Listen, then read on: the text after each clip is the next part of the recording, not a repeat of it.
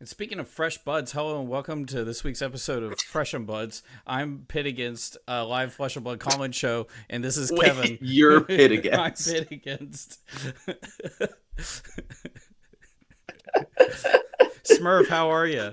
What's up? I'm good. Sick.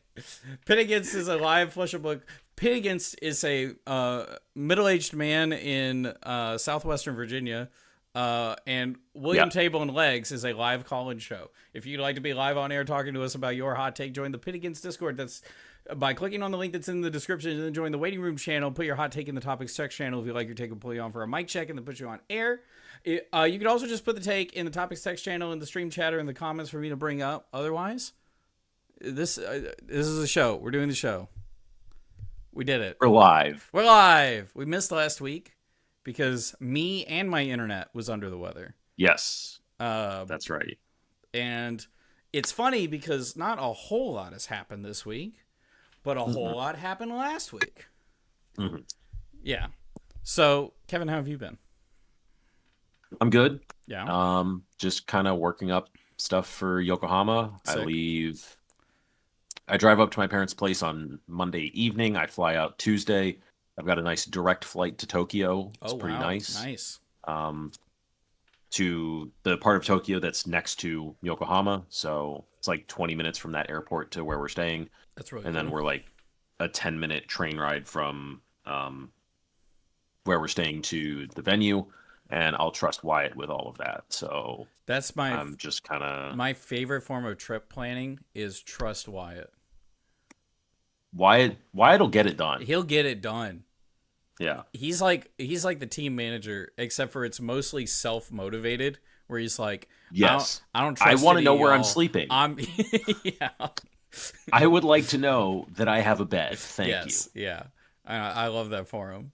you. Yeah. Because he's gonna be my sleeping accommodations phrasing in U.S. Nationals, Yes. which He's your is gonna be great. hospitality coordinator.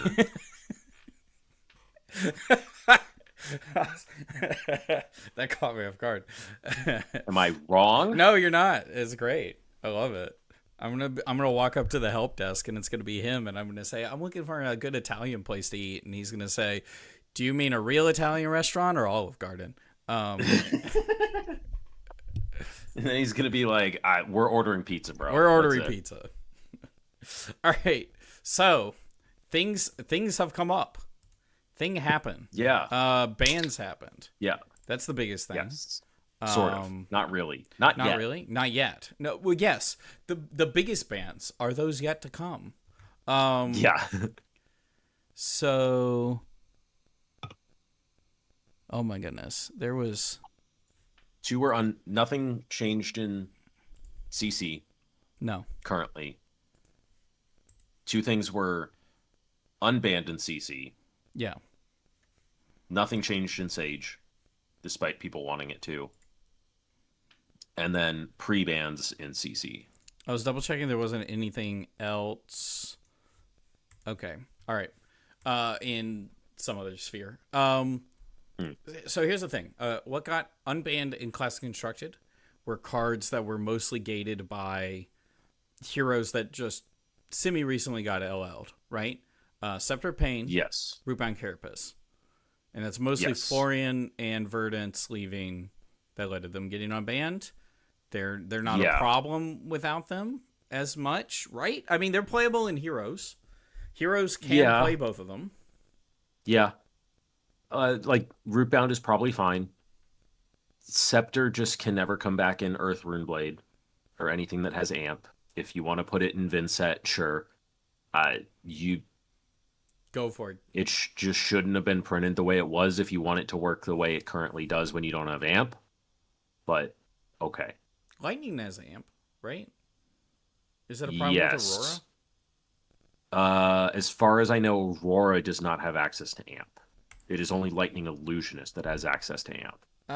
There's the lightning card. Oh, there's high voltage, but that's very fine. specific and Fine. there's You have a 3 whole cards card in your yeah. deck that are amp 1 for a full Yeah. card. Yeah, I'll let you have that amp. It's when you have tree that stuff gets degenerate. It's the line that says create a rune chant token for each damage dealt. Yeah. I mean, it's really that. Yeah. Like if it just was deal 1, if you deal damage this way, make a rune chant. Cool. I think it's cool that it can be modal like this. The problem is the game shifted in a way where it became a problem. I mean, it's nifty, but you just put tree on it. You didn't give them amp 1. You gave them amp 3 as a full package. It was not deal 1 4 times. Mm-hmm. It was deal 4. Yeah, that's gross. And that is a very different situation to have, especially when tree then will stick for at least a turn. Yeah. Amp. Yeah. I mean, that's just the problem with Scepter, amp. and I think it's this is I think it was Smashing Good Team did the video with Patrick Sullivan where they had him look at equipment, and he just read this card and he's like, this needs to be banned. This should just be banned. This is stupid. Anytime you put the text of deal 1, make a rune chant for every point of damage you deal, what are you doing with it? What are you gonna do with it? In all honesty, it reminds what me are you actually going to do with this card? It reminds me of another card that an Earth hero abused. Another weapon. Kraken Aethervein. Kraken. Yeah. Kraken. No, it's the same thing. It's the same thing. It's the same thing. It's just drawing a card as well. Except that's an instant for whatever godforsaken reason. It also is an instant. It has go again, or you do it on their turn. Oh my goodness. But these bans are fine with the current meta, and I feel like if they're coming out with heroes in the future, they look at these cards when it comes up, and I can see Scepter popping off the current list of cards in the future, and that's also fine. So I would be surprised if they didn't have to ban it at some point in the future or ban Tree, either one, because they wanted to revisit Earth Runeblade. And they're going to have to ban one of them. I feel like Rootbound, however, is more of it was a ban to keep a deck in line, and the deck's not there to be kept in line anymore. So now it's just a really good D-React, but it's like fine. It's a much more reasonable card in a general meta, not a it is not going to create problems. It'd be like if they banned Reduced to Rune Chant, where that's like an uprate D-React that's synergistic. Yeah, and it's a good thing for the deck to have. It's a part of their engine, and it's going to do the thing the deck wants. Yeah, but it's also not breaking anything. Yeah, so that's fine. Bring it back. We don't have verdicts anymore. And it's Jarl playing it. Jarl's not a real hero. No, Jarl can have it. It's fine. I wish Jarl was a real hero for some people. I like playing against it on Talishar. That's great. Yeah. It's always something different. It's always something. Yes, they're always bringing a different deck. Every Jarl deck is different. Let's stay on CC, I guess, for a moment. Sure. The next scheduled banned and restricted announcement will be May 28th, 2026. That's that is pre-release ish. Roughly. Yeah. It's pre-release of Omens, functionally. Okay. They will announce during that time they will announce the results of the first round of Silver Age voting. Sidebar, how does that work? We still don't actually know how that's going to work. I assume you're going to get an email from LSS to the email account that's tied to your gem account that shows that you've played a Silver Age or a couple Silver Age events. That was the only criteria that we know. How many votes or whatever you get, we don't know. I'd love it if you could rank vote 5 heroes, even though you only 3. If you've played a couple armories, I'm pretty sure you get it. It's not like the top 10% are going to get to vote. It's you've played if you've played 2 Silver Age armories, I'm pretty sure it's fine. Okay. But I can ask in Yokohama, probably. That would be cool. That would be awesome. I'm just thinking, I'm not against playing Silver Age, but I think I've only played 2 or 3. And I'm like, how many are they looking for? I assume it is a flat threshold. I'm assuming it's a very there's a hard line that defines it because that's easy to work with. But if you were to ask Brian Gottlieb, he would say, I don't know, a good amount. He would give a vague, generalized answer. That's so upsetting if that's the answer. And I'm going to be just like, bro, come on. Bro. If you want us to be a part of this system, tell us how to be a part of this system. Be real with us. Does it lead to people well, people figure it out anyways, right? Like, you'll find out, oh, this person did 3, this person people did just 4. run extra on-demand Silver Age events just to boost entry. Like, they're already doing that. I do like they just run on-demand Silver Age events that they don't actually play. Like, that's gonna happen either way. Like, that's sad. That would if the bar has to be you played a showdown or higher event, fine. But just like tell us. Oh, I hope not. My showdowns aren't until the end of the year. Right? Not Battlegrounds. Oh, I get. Ouch. Oh my gosh, little bite. Little bite. You're going on the little floor. But at that time, they will announce the first round of Silver Age voting that I would like to participate in. Yep. Maybe I just need to test less and go to Armories more. And they will also be banning, at a minimum, the following cards of Classic Constructed. Mm-hmm. Channel Lightning Valley. Yep. Electromagnetic Somersault. Yep. Phantom Tide Maw. Yeah. Reaping Blade. Yeah. Skyward Serenade. Yep. Volzar. Yeah. Okay, so Channel Lightning Valley. Dude, each one of these, like, okay, so it's so. All right, I'm just gonna, There's like 3 categories here.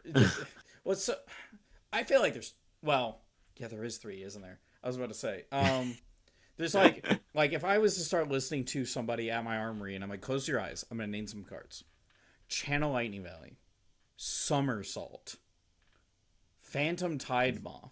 These are, in some minds, the trained flesh and blood mind should set off red alert, fire alarm. These are degenerate cards that would be design problems in the future. So it's more the yes and no. It's like stuff that I expected because it's busted. Yes. Stuff that I'm not surprised because they want to go in a certain direction with a heavy lightning set. Mm-hmm. Totally understand. Mm-hmm. And then, huh? All right, let's go through. I like your tier list. Sounds funny. Let's go through Kevin's breakdown of these bands. So the stuff that I'm not surprised at whatsoever, it's what everyone was looking at, is Channel Lightning Valley and Somersault. Somersault, I thought was going to be banned when they announced it, when it came out in Rosetta. Yeah. Well, yeah, that wouldn't have surprised me either. But, like, it got restricted in LL. Come on. True. Oh, my gosh. Like, that card's nuts, man. That card's so busted. Somersault Felling. Yeah. Like, it's so nuts. And So, like, I'm not surprised at all that Somersault got banned. Channel Lightning Valley, you were going to flicker with Ziggy ability to just get extra turns out of it. Plus, you could flicker it on their turn. Weapon for 2 Arcane on their turn to draw a card. Like, come on. If anyone is surprised that it got banned, I don't know what to tell you. And that's a hot take, because there's a lot of people who did get surprised. A lot of people. There's a couple of not loudmouths. There's a couple of vocal people on the internet. Of understandably vocal people. Yes. That I still firmly disagree with on this. That, like, they've never done these bans on set announcement. Mm-hmm. They've always done these bans the week before the set drops. Which is even more That's scary. The way they've always done it. Yeah. Yeah. Which already, this is 2 months before set drop they announced this. So much better. Also, CLV prices were going to be the highest they're ever going to be on set announcement day. If you bought your CLVs then, you were already going to lose money. I'm sorry, you were. Yeah. If this is money that you needed for whatever reason, or if that amount of money was a big deal, you probably shouldn't be buying CLVs then. That's a whole different topic, where Flesh and Blood is a first world luxury hobby. You should not spend any amount of money that is necessary. You shouldn't be gambling, basically. Any amount of money. You are gambling. Stuff like that. I sold my CLVs and I was gambling. That is because CLVs could be essential. Yes. to playing any of these heroes if they hadn't banned them. Yes. But like, I don't know, man. The card was just busted. Yeah. I mean, this is a way better heads up than they've ever given, and they wanted to slot it in with the regular BNR timing, and I think it's fine. It is better than it would have been, especially if you had waited the entire time and you're testing with these cards and all that stuff. Like, whatever. These cards were going to be nuts. If you're surprised by these bans, yeah, I was hearing a lot of rumblings at this ban announcement about what they're going to do to hit a Cilio right now. And in my head, I was like, well, I don't think we ban anything because I think the meta is really cool right now. But I do think you're going to want to hit a Cilio eventually, especially when the new set comes out.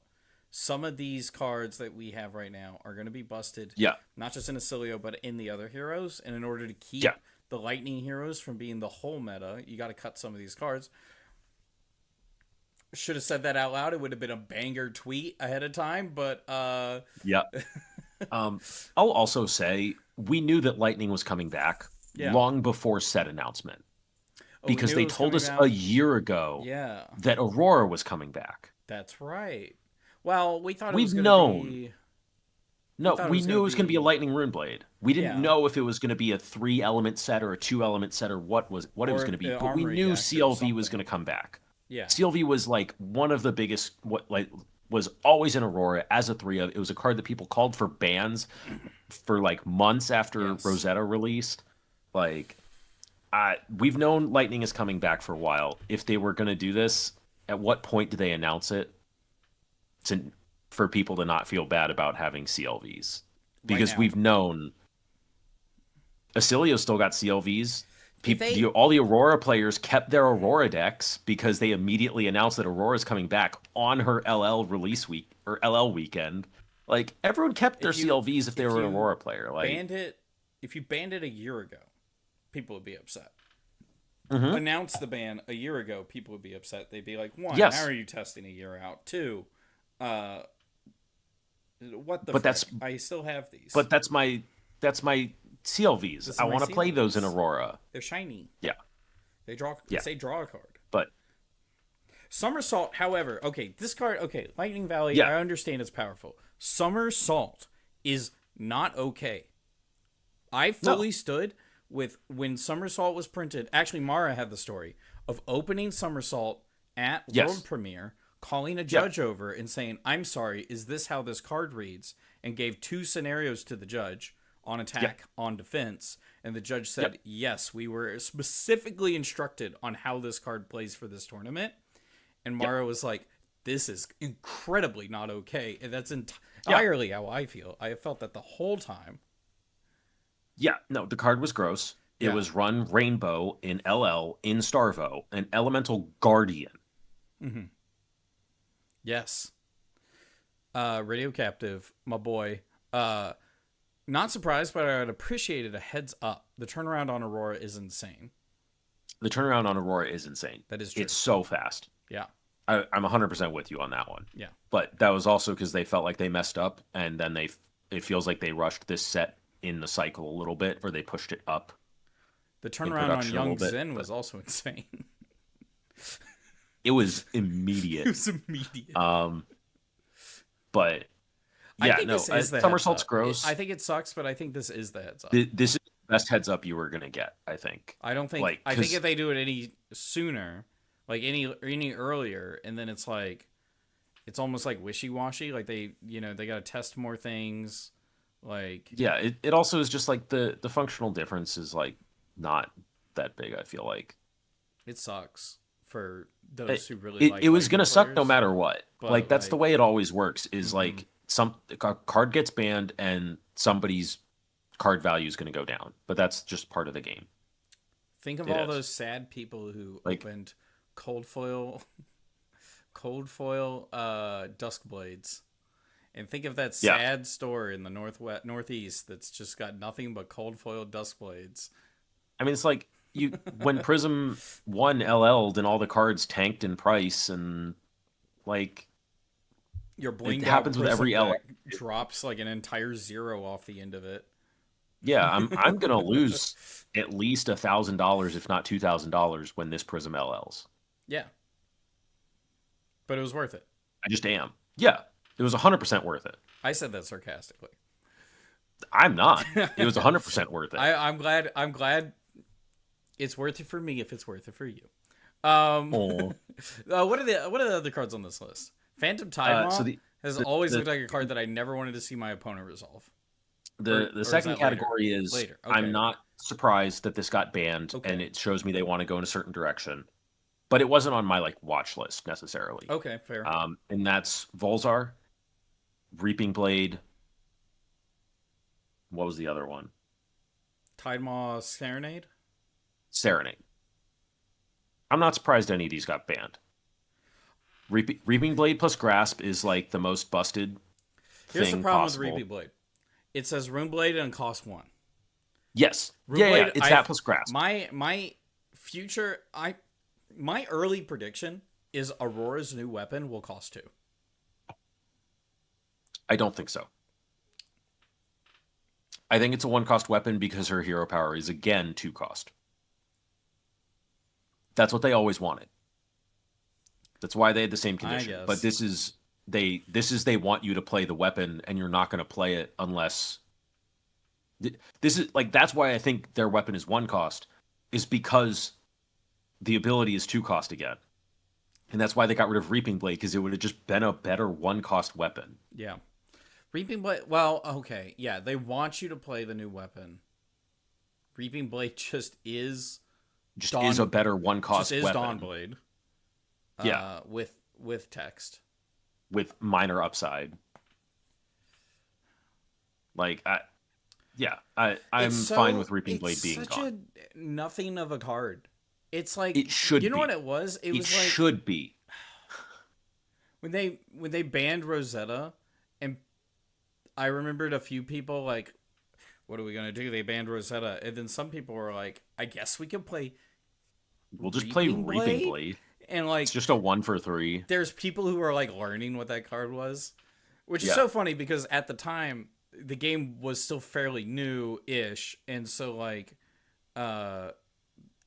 people saying I've never heard of Reaping Blade before is funny. But now in this day and age of Flesh and Blood, we're 6 years in. I hear that kind of regularly. It was the standard. I've never seen this card before. Happens a little more regularly at armories than it used to, which is so funny. But man, Reaping Blade. None of these cards, I'm not surprised that they got banned. It says they want to do something in particular with the set. Volzar is the same way. They want people to be able to play a lot of lightning cards, but not be able to amp for a ton, which, fine, sure. They want to introduce a different Volzar. That's why the new Brocilio is 38 instead of 36. The ability is a lot less combo focused. They're already pushing all of that stuff away. And then Serenade was just a mistake, and they've admitted this, and I'm totally okay with it being gone. It was just an insane consistency piece for the deck. And I assume by the way stuff is laid out, we're going to have some Lightning Rune Blade equipment that or lightning equipment that makes lightning flow based on whatever happening, and Serenade was probably a great way to do that. If I had to guess, or I wouldn't be surprised if it was a way to do that. It'd be sick if they came it was out just such with a good card. Skyward Sonnet, and it's just Serenade, except it's the text they wanted to have intentionally printed as intended. I could see that. That's honestly. So I don't think they do it actually, but I don't think so. Clark says, as a Rune Blade player, thank goodness Reaping Blade is gone. Yeah. Do you think they could have eroded Somersault? Every time I hear the word errata, my inner Logan comes out and I cringe. Do you mean Somersault or Serenade? Eroded Serenade, I think, actually is more reasonable. Somersault. Well, Serenade based on so that the old armory decks could still have a real card in it. Serenade. Okay. Serenade, yes. Okay, yeah. I hate erratas so much. I'd rather have a band. I think that's not something I want to do. It would be relatively easy for them to do, where they print the corrected version, and whenever they ship it out, with the armory deck, they get a pack of 12 Serenades that are errated. And then anytime someone buys an Aurora armory deck, they get a set of the Serenades that are corrected. And I think that's more trouble than it's worth. You could also hand them out as like promos. Like I'm thinking about Yeah. when they eroded the traps. When they Yes, eroded it was Briar, armory promos. we also got a Yep. promo. Those were just tokens. Straight up yes. tokens the stores got. Yeah. I collected them actually. I think I have like 7. I wouldn't be upset if they did, but I think it's more trouble than it's worth. I also wouldn't be surprised if they just put kind of a lightning generic version of Bad Serenade in the set somewhere. Mm-hmm. That would be interesting. Like a card that like references Skizik, like a Well, different it's just the Serenade card, but it's as intended, but it's Yeah. lightning generic, and it doesn't need to be Runeblade. That would be nifty That would be because nifty, it's one of those actually, things that's yeah. like flexible of just make an embodiment +1, but it's like it's a full card. It's fine. That would be interesting if they wanted to just make that a lightning generic. give more purpose behind Skizik as well. Yeah, because if they want Skizik to be a card, which I feel like they do, it's very thematically fitting for Lightning to have that card. I imagine they would introduce something for it, but I don't think they need to errata Serenade. I think they can actually just like print a new version in Omens and Also, the problem with erratas is shift always Serenade. logistics.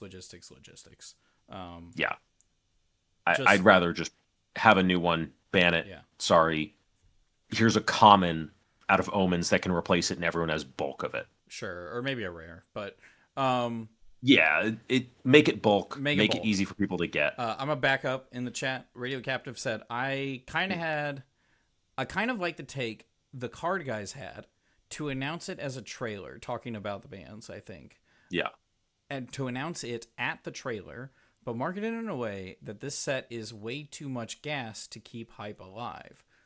I have 2 problems with this. One, I didn't hear what they originally said. So I don't know what the card guys were saying. 2, well, no, the card guys' take is to announce that they announce these bands when the trailer drops for the set, when the set announcement drops. I guess I don't have all the context. Like I didn't hear the conversation, so maybe It's just that it should have been on. If I don't like the line of the set has too much gas to keep the hype alive, because it almost sounds like this set's strong, so we don't want to overhype anybody. We're gonna be banning stuff. Well, it's like that sounds. Well, he's trying to say that this set is so gas that we need to be banning stuff. So that's how insane this set is going to be. Is that hype? I don't know. Hype. I don't think that. I don't think so. I think it's still going to have the feels bad, and like I said, I think like feels bad. All the Auroras are looking forward to getting new Aurora, and they get new Aurora, and then in the same moment they have CLV taken away. Like, I think the simplest thing they could have done is announce that they were going to ban it maybe 2 months ahead of time. And that's just like a really clean and simple way to do it. The joke is that's what they did.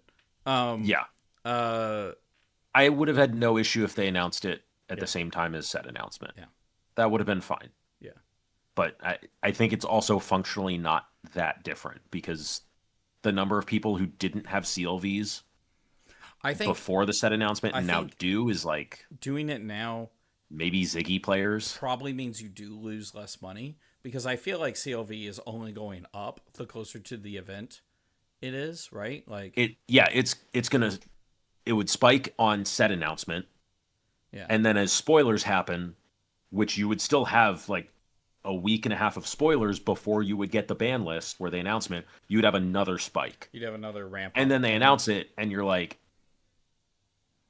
frick, I bought into the spike. That would have been a problem. 100% that would have been a problem. But everyone remember, buy high, sell low. Wait, sell never. Sell never. Buy high, sell never. Yeah.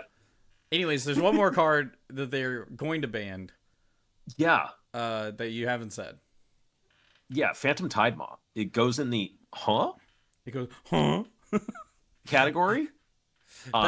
It goes in a separate category to me, which is if my opponent ever resolves it, I feel like they're smarter than I am, and I am going to lose. They have a reason that they're playing that card. That they're playing that card, and it's not because it's pretty, and I'm going to lose. Yeah, it's definitely a pickup off the table card.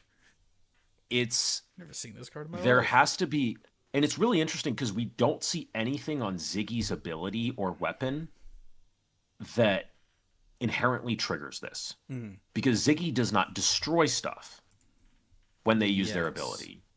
It just removes it, banishes it, and then returns it immediately. So I don't know where this is coming from. That because lightning flow are not illusionist. Otherwise, destroying a lightning flow for ability would count. It's elemental. So I'll back up a bit and explain the pieces. Yeah. Because nobody knows what Phantom Tidemaw is unless they read the announcement and got curious. One person does, Kevin, who has memorized every card and every player who has played an rated event of Flesh and Blood.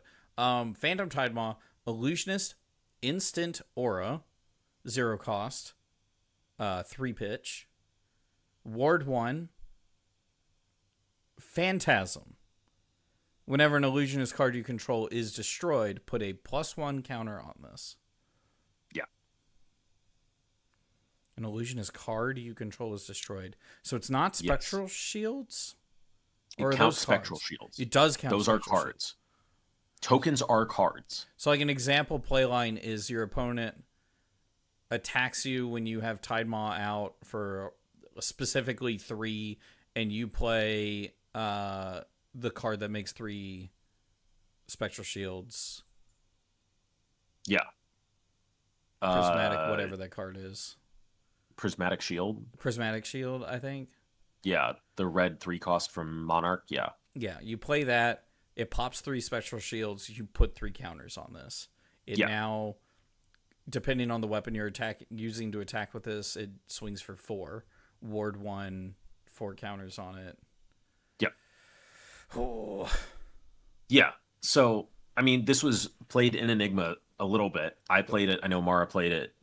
Radio played it. Sick. At least at some points. One of the cheeky things you could do with it is you could play it and you could swing with it. And in reactions, you can break Calming Gesture by paying 1. And that's an illusionist card being destroyed. And that puts a +1 counter on it. Then Cosmo is giving it go again. Oh my gosh. Then when that spectral shield that you just made off Calming Gesture gets destroyed, yeah. Like, there was cheeky stuff you could do with it, but the problem that I'm seeing so far is we're not destroying any illusionist cards. There are some auras. We've seen at least the Majestic Aura that's Ward 2, break, gain a resource, amp 1. We don't have a way to attack with it. Is there just like alternative builds where you play Is weapon? There an Iris build or a Refractor build where suddenly this became busted for whatever reason? Or is there a Majestic weapon in the Ziggy Armory deck that lets you attack with auras? How do you say this? Like Aphrodisias? How do you say Ziggy's weapon? Am I just going to be calling it Afro? Maybe a Majestic weapon? I might. Not. I mean, if there's a Majestic weapon in the Armory deck like Moment Maker was, like, I wouldn't be surprised. And if Aphrodisias was the, like, draft weapon, no, that is the Armory deck weapon. It's AZS is the set code that we have on it. So there's no Majestic weapon there in the Armory deck. At least not by that. And it's also a token. Basic? Whatever the term is. Basic. Same thing. So like Iris of Reality says, during your action phase, illusionist auras you control are weapons with 4 power and once per turn pay 3 attack, go again. And so let's say you did in that last hypothetical put 3 +1/+1 counters on it. You are pitching a blue to attack for 7, go again. With Phantasm. There's setup and it has Phantasm, but this is 7, go again. And this also has Ward, which means if you take enough damage that you can't stop the damage and you're going to take 1, this just goes away. There's like ways to play around it. Like, it doesn't have Spectra. Like, you can't hit this one. No. So it has like you just have to hit the person, but then it also has Phantasm. It does also have it has Ward and Phantasm, which is Yeah. That's weird because so like Dromai had Phantasm and Life. Yes. Prism had Ward and Life. This has Yep. Phantasm and Ward. I hate Illusionist so much. There's so many pieces. There's so many. There's just Yeah, but like, Frank. like Jordan, that this is exactly what I'm saying. Is like we have no idea why this card is banned. There's probably None. just like a couple of comments that are like innocuous and don't There's- matter, and then they just accidentally just break this card in half. It's got to be some lightning Right? illusionist instant that just. But like you, also gaining +1 counters doesn't matter unless you can attack with it. How do you attack with it? I know we're doing a show right now, but my cat is being really cute. All right, go ahead. It's like, how do you attack with it? You'd have to be using a non-standard weapon, and that might be why they banned it. You know, in the same way that you're just like, we could ban. I mean, Reaping Blade, like or we could ban Refractor something could have been a else. problem It's like, with it. maybe this is again them trying to funnel us into a certain weapon, as opposed Potentially. to a non-standard weapon. Because like, could this be they just banned 3 weapons? This is Like exactly a weapon for why each hero? people they- people complain, why aren't there more playable weapons in Flesh and Blood? You'd have like Because one weapon, you'd have it's like so hard 4 to have different multiple versions. playable weapons. You'd have 4 versions of every deck, and they would all be like, if they just came out with a set and they dropped like 50 weapons, you'd have 4 versions of every deck. They have to and be it'd so different. Impossible. They'd have to be very different. They'd be impossible to balance. So I mean, I yeah, get because it. Yeah. the fundamental issue with like multiple weapons is either one weapon is always better than the other, or the 2 builds are so different that it's a coin flip when you sideboard. It's just And a different that's deck. it's the DGA Dawnblade problem. I don't know. Is it a problem? I mean, it's when you sit down across from a warrior, Yeah. like you are asking that question when you sit down across from a Dory. Yes. But like, and I don't think it's like a problem, but it is a problem in the form of No. like a puzzle question that you are asking your opponent. well, yeah, but then the problem is like some decks will just like lose to one style or the other. Is that fine? The problem, well, are you literally coin flipping 100-0 or 0-100? Like, you're a Cilio and you sit down across from Dory. If they're DGA, you're just like, this is free. It's so free. If it's Dawnblade, you're gonna get hit, Yeah. It's gonna be a race. and you just have no way of knowing unless you've scouted what the person is doing. Does that affect deck building, or is that just? Or I'm sorry. Does that affect sideboarding, or do you just?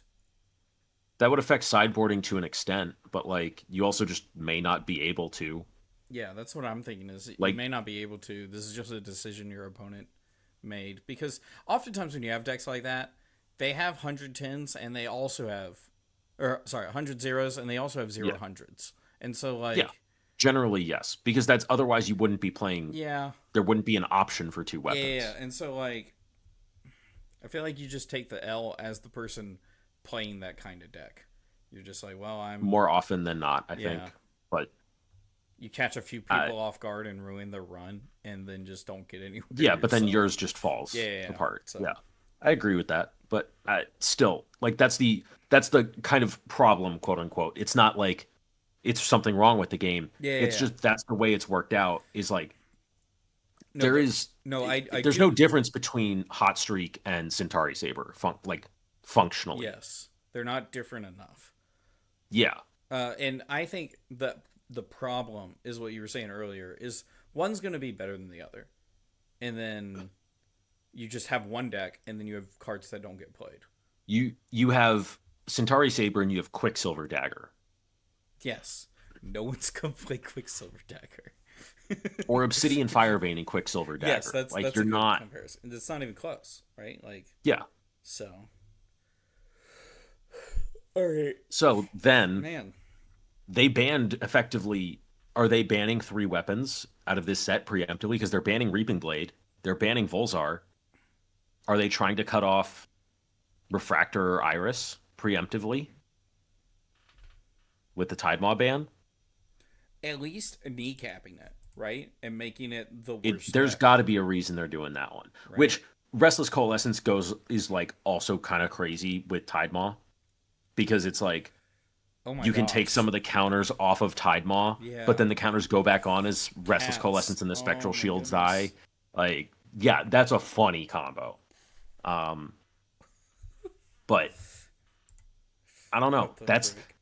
Phantom Tide Maw is the one where I'm like, y'all got something cooking back there that I need to see. Yeah, we're gonna get that set come out, and we're gonna find it's not gonna be this. It might not be the spoilers. It's gonna be like we're watching the world premiere, and cards are getting trickled on screen, and then we're gonna find the card or the two Hmm. cards, and we're gonna be like, oh, we figured it out. Kind of like with Rampant uh growth. actually I was thinking of uh what is it? Is it Talk a Big Game? No.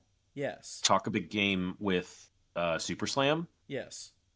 Yeah, and we Where started seeing all the auras we were plus like, confidence plus why does this Wyeth. matter? What are they gonna what are they about to do? And then we saw the cards and we're Yeah, like, oh, that's what they were gonna do. yeah, you just do some test hands. It's like, oh, this is Oh yeah. 17. You can Ooh. only block with 2 non-block cards, and that includes equipment. Yeah, that'll put 7 or 10 mites on the board. Oh, you Yes. drew another talk a big game. Okay, it's a The non-game. game's Cool. over. Game ended. Yeah, Um I talk a big game is numerically not a problem, Clark, but I think it is still a like it's one of those non-game things of like you draw tome into tome into tome is what it just did. True. Um I think that's why it's banned. so the next big talking point is Silver Age, but I actually want to like take a step back and do the shortest lightning round of these questions from when Sure. I asked last week if anyone had anything. And I don't remember what they wrote, and I don't know how much we'll talk about them, and it's probably not going to be much, but I'm going to bring it up real quick. I said hot takes post bans. Um, my hot take Fair, was Clark. Vincent is going to be better than Aurora. To which someone said Vincent has always been better Mm, than Aurora. yeah, that's Captain Crunch who Yeah, is just Vincent chill. uh, Um, yes, to put it mildly. Raziel's ghost. Raziel. Raziel's ghost. Serenade was fine as it was. If they were gonna ban it, they should have done it when Aurora LL'd. We already talked about this. That would have been fine. I would have had no issue with them doing that. That's just historically not how they've done these types of bans. It's why Traverse has not been banned yet, and I still put money on it being banned when Misfail 2 gets announced. Why do we still not know the contents of Armory decks before pre-orders end? Uh, Partially because it's going to be cards from the new set, I assume. Oh, that makes sense. That would make But sense. if we were to know, and also I assume some of the Armory deck specific cards. Well, we got one for Ziggy, but like I don't know. There are pre-orders for what is it? Omens already. Like Yeah, I don't. it's TCGs. I'm not. I'm not nitpicking that one that hard. Yeah. Um, Jeff Klusterman says YouTube Shorts are the best way to consume long form media, and then Like, talked about it a bit more, and then said, "Wait, was this supposed to be about Flesh and Blood?" I'm. Hang on. YouTube Shorts are the best way to consume long form media. Is this like the trend of watching entire movies through a series of YouTube Shorts because you get all the highlights? I think that's what they're getting. I don't have time to sit down and watch I your 2.5 hour long British Art Film Festival runner up. Uh, as someone who watches one movie a year, it's got to be a 3 hour movie because I have to sit I down. I have to set aside time to like. I can't set aside an hour, but I can set aside 4 hours or 12 hours. Like, I mean, you ever seen any Andy Warhol um movies? They're not good, I don't but they are interesting. I don't love the trend. I think a lot of movies are meant to be watched as a singular thing. I think what happens whatever. is you're scrolling through your feed, and then that comes up for a second, and it like catches you really quickly, and you just watch that 30 seconds. And you're like, that was interesting. And you move on to the next thing, and it's not about consuming the media as much as it is they got you to watch their channel for 30 seconds. Their channel got a view. Yeah, their channel got a view. You were the product. You are. Oh, I hate it. Oh, it gives me chills when people say scary things like that. You are the. It sounds like I'm being like packaged and processed. Soylent Green. I'm just catching up on Clark's messages. But Silver Age, for not getting any bans, they had a lot of text, and it was mostly clear things up because Flesh and Blood does this actually really cool and mostly unique trading card game take, which is they're very open to their player base. Explaining the ban list. Explaining ban lists, and they're open to their player base. They basically got around to saying precons for these Silver Age decks are not getting bans in the first season that they are legal, right? So if the hero is banned in the season it comes out in, the next legal season that they're legally playable in, that's the one the cards won't be banned for. That way, there is a season where the precons are always playable. This is great for. I'm jumping straight into like Williams. This is why this is an awesome take, which is just. This is for like you've seen these precons, mostly reprints, and it's for new players. I have almost any card I need. I don't need those precons. Yeah, they're for the new players. They're for the stores to sell. And it's hard to sell them, and it's hard to want to pick them up as a new player. They got cards already banned in them. Sure. I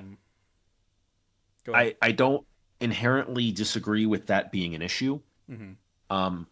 Maybe just don't do a freaking Pro Tour with that format. Okay, that's the neat thing is they were like, we recognize that simple. A player with an unlimited just collection. Just don't.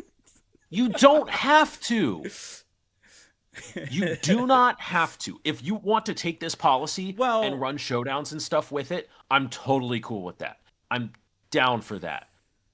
And if you're talking about this being just something that has to happen in the ramp-up time for Silver Age, I'm totally down for that.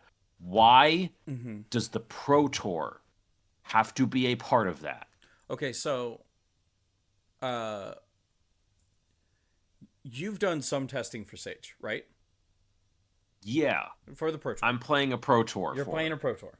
You did testing for Sage before the Pro Tour, or before we knew it was in the Pro Tour? How far have we known that it was in the Pro Tour? Not substantial testing back then. It was like I randomly jammed games because that was whatever side event was running. If you'll run with me on this weird hypothetical journey, different timeline, Compendium was a draft set. That's going to be the Pro Tour. Sage is going to be at those events you're just showdowns. Sunday showdowns. Sunday showdowns, Battle Hardens. Yeah. Do you still test Silver Age? No. Do you test Silver Age because they're not marketing it as their top tier competitive format. They're not putting it in their highest level of competition. Yeah. I can go play side events that are not Sage. I've done that at previous events because I didn't want to play Sage because it was just chain format. I guess my point is it's easier to get everyone to buy into Sage as a competitive format because that's how Flesh of Blood makes, that's the game is competitive. It is the competitive card game. How am I trying to word this? I'm trying to say that they need to put Sage into tier 4 events in order for people to test and play them, have armories of them, just having it. And so it has to be in the Pro Tour. So do that after the pre-con grace period is up. That's it. What do they always do precons? They've said that chapter 3 is the last scheduled set. Okay, so yes, they said they did say that. Chapter 3 is the last currently scheduled, bold italicized, release in the chapter, quote unquote, series of the Precon Sage decks. Starting with set 20, Precon Sage offerings will change to something with far less influence over this type of decision making. I don't know So what that means I don't know either, what that but means at all. We don't know what that means. Hopefully that means that like it's they've recognized it's a problem. They know what you've said. this is the Lord Farquaad. That's a sacrifice I'm willing to make. This ProQuest is a sacrifice I'm willing to make. You know Some what? of you may have a shit time at this format and at this tier 4 event, but that's a sacrifice we're willing to make. And I'm like, you didn't have to. It sounds like they didn't foresee this problem, and now they have. That's what it sounds like, right? No, It sounds like they were like, yeah, but KO's not going to be the only deck in the format, so it's fine if we don't ban all of his cards.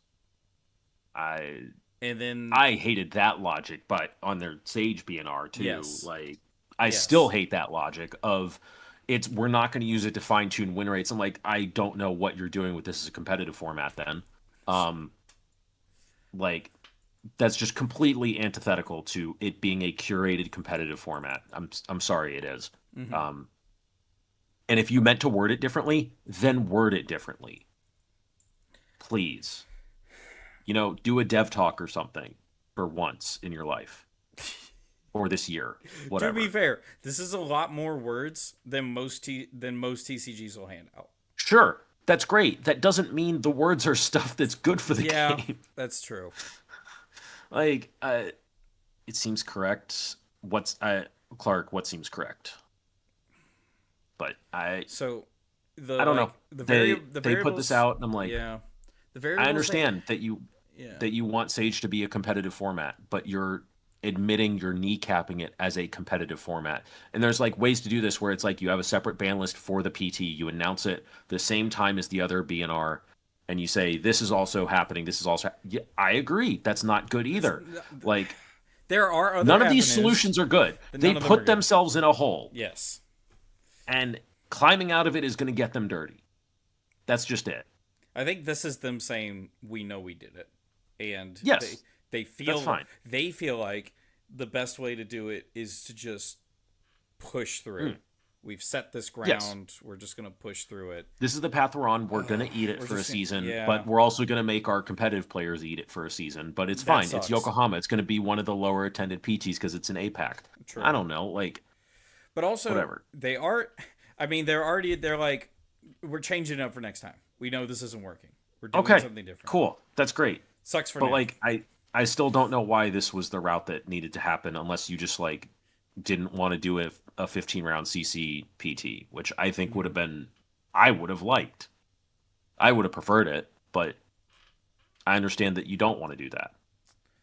But it seems correct that KO isn't the only deck. Looking at Battleground win rates, KO is way down there. So I agree that KO is not the only deck. The problem is the entire meta is still like Battlegrounds are less competitive. I'll agree with that. Okay. Though I think Battlegrounds are less competitive than they perhaps initially thought. I don't know if like Brody and Michael Fung and other big names were grinding for their Battlegrounds. I will fully agree with that because there were enough Battlegrounds that it is not a battle hardened where there's only one on the weekend. There was like 15-ish, 20-ish. I think it was 18 maybe. Thinking about the numbers. But like Battlegrounds are supposed to be the peak of in-store play, which is like that means they're roughly on the same level. Showdowns and PQs, right? It's trying to be a step up from PQs, which is like fine, but the problem is prizing is not good enough to get people traveling like a battle hardened even or a showdown. I think the other issue is even if KO is not winning all of these events, KO is still setting the pace for this entire format because Is the decks that are yeah. winning are the decks that target KO.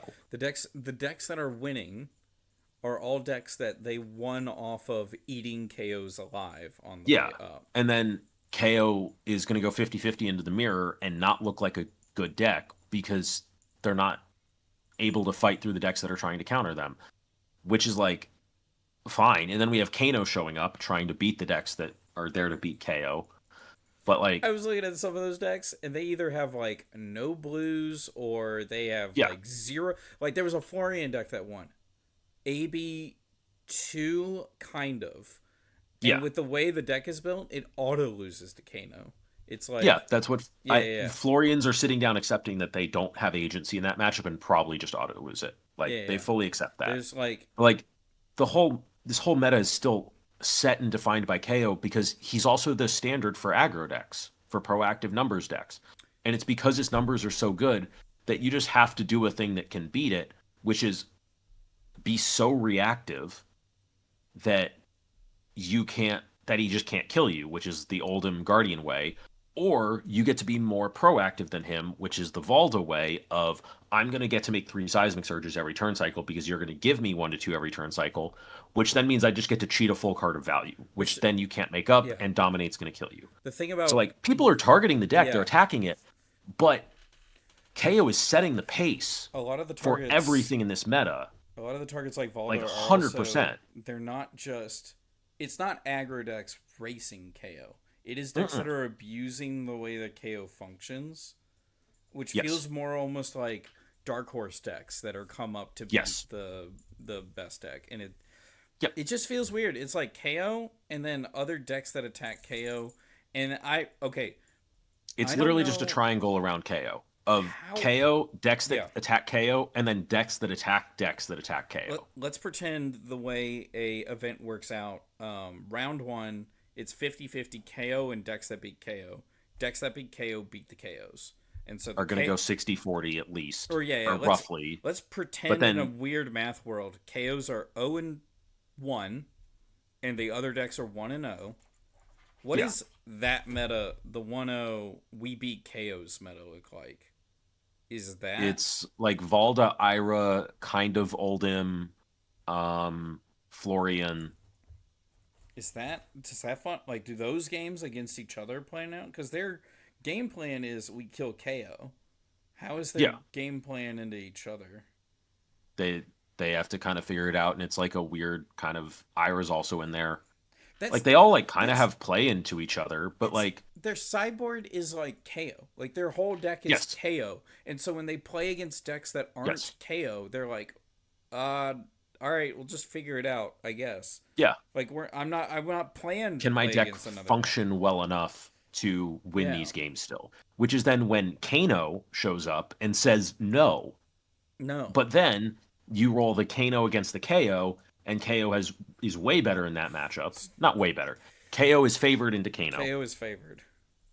And and I it's like you know have at this weird mine there's lopsided gonna be triangle. 50% KNOs because they all think they're clever Yeah. and they are. So But it's like it's gonna be no, weird.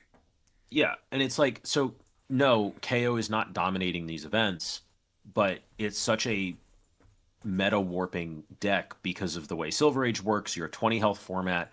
KO with standard turns is presenting 14 to 15 damage, which is 70 to 75% of your starting health in this format.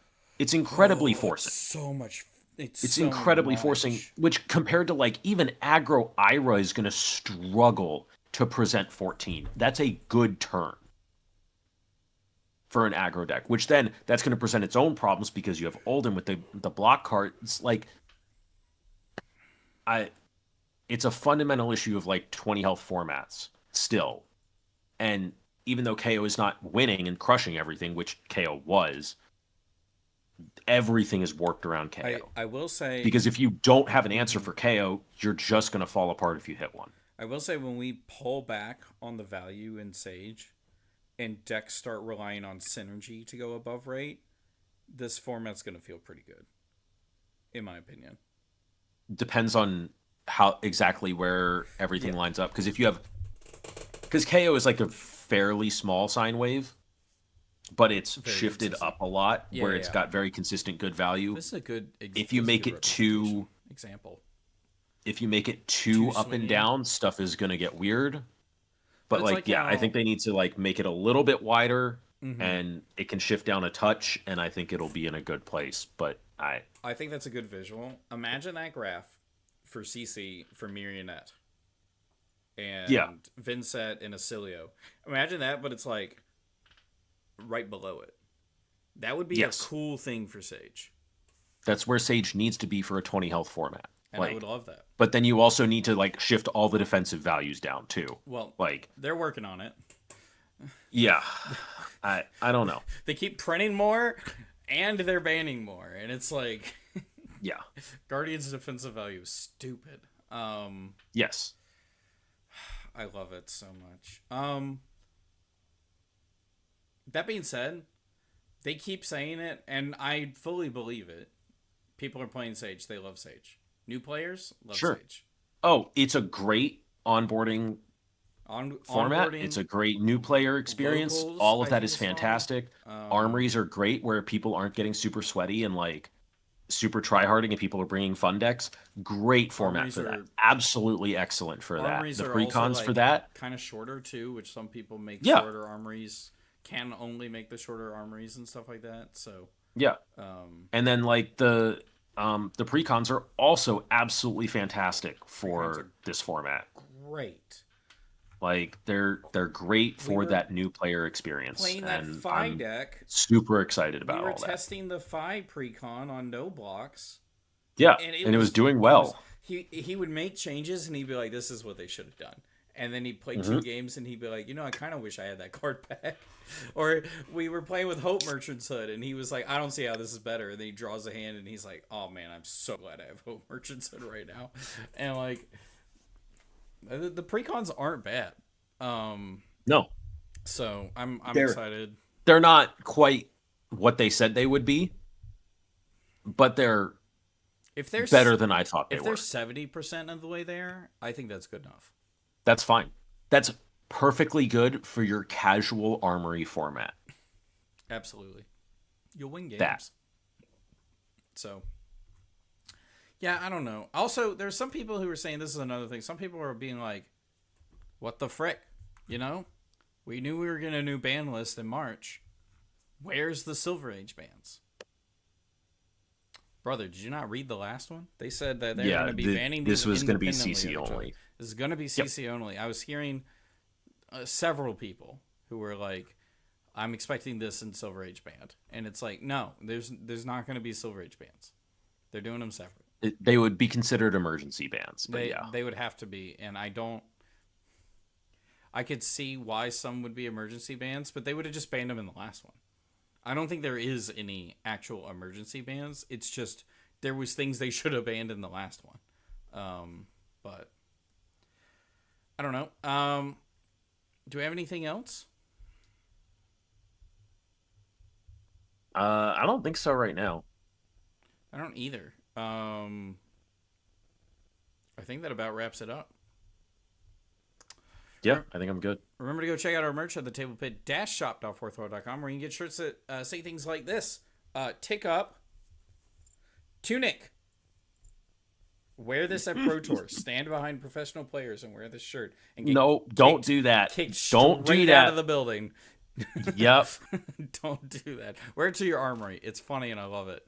And if you want to help make the stream look nicer and help us get supplies for project videos, we were literally talking about getting new equipment.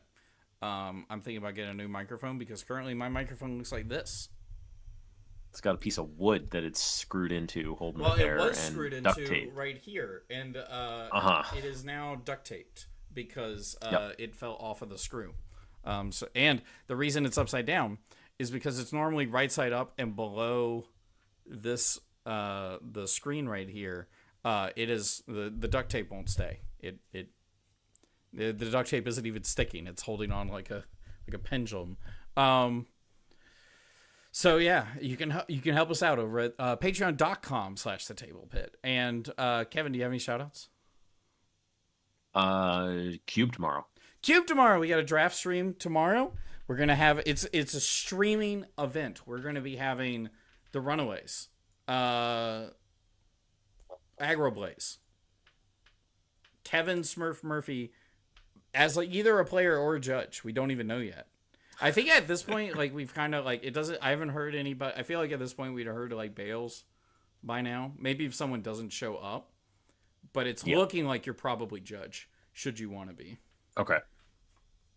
Which I think I'm cool with that. I think you would have a blast doing that. So yeah, that's what I did in Memphis. It was great. It's so sick. Okay, so it's Tome, Shapeshifter, Draft. Oh, Tommy Fresh is also streaming it. Confirmed. Yeah, love that. Flesh and Bad, Aurora is going to be streaming it. Sick, love it. Yep. It's Tome, the most powerful cards in the entire game ever printed. Most popular, powerful cards. Shapeshifter. All classes are called Shapeshifter. All talent, talented. Any card with any young hero and weapon, cube. It is powerful. It is awesome. And it is the premier high power young hero format, in my opinion. Asterisk. So yeah, check that out. Tomorrow at 7, right before the Shanghai calling stream. Yeah. Is Shanghai? Yeah. Which starts at 11, actually, according to the link on DM Armada's page. 11 p.m.? Yes. Okay. That's great. Yes. We should be excellent. done by then. Yeah. Because the games will be a little longer because they're confusing. You have to use manual Talishar. There's also the whole drafting process and building your deck. But like I think we get it cleaned up in 3 hours. I assume. Unless something weird happens.